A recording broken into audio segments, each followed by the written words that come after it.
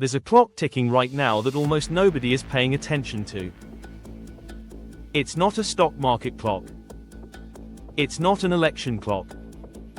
It's something scientists call Q-Day, the day quantum computers become powerful enough to break the encryption protecting your bank account, your passwords, and yes, your Bitcoin. And this week, Donald Trump just stepped directly into that race.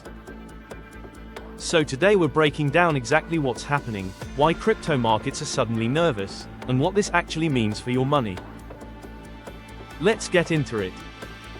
Let's start with the news itself. Trump has thrown his weight, and federal resources, behind an aggressive push to accelerate American quantum computing development. The framing isn't subtle. This is being positioned as a race, specifically against China, for who controls the most powerful computers on Earth. Now, on the surface, this sounds like classic tech policy stuff. Funding, research grants, national security talk. Nothing crypto investors usually care about. But here's the twist that's got Bitcoin holders nervous. Quantum computing isn't just faster computing. Past a certain threshold, it doesn't just compute differently, it threatens to break the entire mathematical foundation that modern encryption is built on.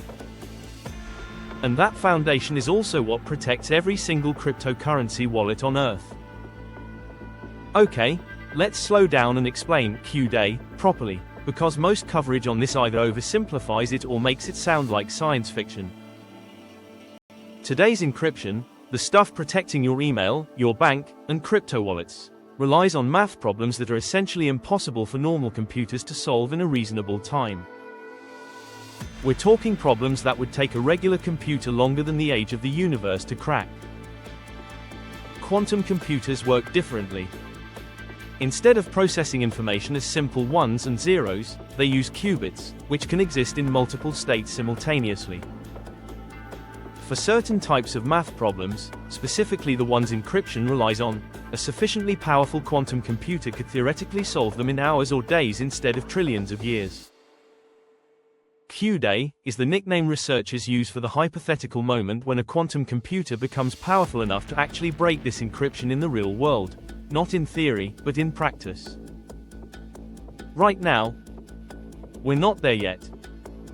Most experts agree current quantum computers aren't powerful or stable enough to pull this off. But the concern isn't about today.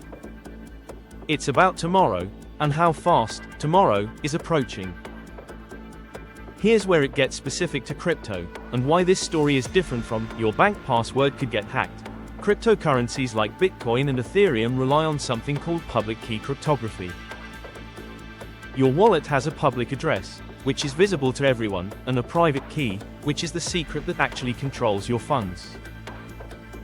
The entire security model rests on one assumption: it's computationally impossible to reverse engineer your private key from your public address. A powerful enough quantum computer could potentially break that assumption. If that happens, attackers could theoretically derive private keys from public information and drain wallets, particularly older ones where public keys have already been exposed on the blockchain. This isn't just theoretical hand-wringing either. Major blockchain researchers, cybersecurity agencies, and even some crypto exchanges have already published papers and roadmaps about quantum resistance, because they know this clock is real. And blockchains have a unique problem regular banks don't: transaction history is permanent and public. Every public key ever used on Bitcoin's blockchain is sitting there, visible forever, waiting. Banks can rotate encryption standards relatively easily.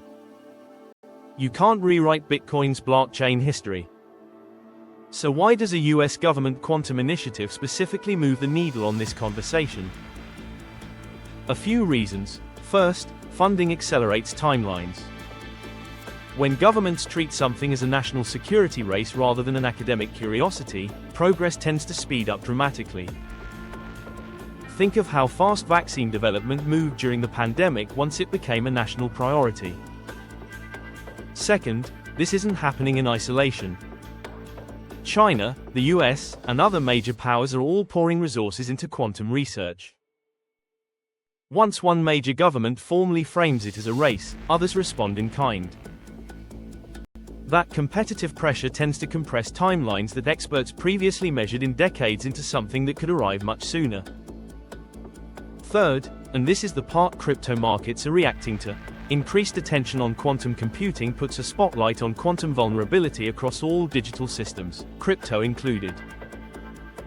It's less about Trump personally targeting Bitcoin, and more about this story forcing a wider conversation.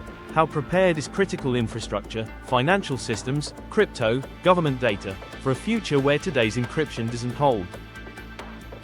Let's be clear about timelines, because panic headlines tend to blur this. Most serious researchers estimate that breaking current encryption standards would require quantum computers vastly more powerful and stable than anything that exists today, possibly years, possibly over a decade away, depending on how fast breakthroughs come. So no, nobody is draining Bitcoin wallets with a quantum computer this afternoon. But here's why smart money is paying attention anyway. Crypto's biggest risks rarely arrive as surprises. They arrive as slow-building threats that the market eventually has to price in, sometimes years before the actual event happens. This is already pushing some major blockchain developers toward quantum-resistant cryptography, new encryption methods specifically designed to withstand quantum attacks. Some newer blockchain projects are already building this in from day one. Bitcoin and Ethereum's teams have both publicly discussed long-term upgrade paths to quantum-resistant signatures. The real question isn't, will quantum break crypto tomorrow? It's, will the industry upgrade fast enough before it eventually can? So what should you actually take away from this if you hold crypto, or you're just watching the space? 1. This is a multi-year story, not a today story. Don't panic sell based on a headline. 2. Watch which blockchain projects are actively building quantum-resistant upgrades. That's becoming a real competitive advantage in the space, not just a buzzword. 3. Government attention, whether from Trump's administration or anyone else, tends to pull more funding, more talent, and more urgency into quantum research. That could compress decades away into sooner than expected, which is exactly why this is worth tracking now instead of later. And 4. This is a great reminder that crypto security isn't just about avoiding scams and hacks today. It's about long-term resilience against threats that don't even fully exist yet. The quantum race is just getting started, and whether you're bullish or bearish on crypto, this is one of those stories that's going to keep resurfacing for years. If you found this useful, hit subscribe. I'm tracking both the quantum computing race and what it means for crypto security as this develops. Drop a comment. Do you think crypto will adapt in time, or is this a ticking time bomb? Let's talk about it below. See you in the next one.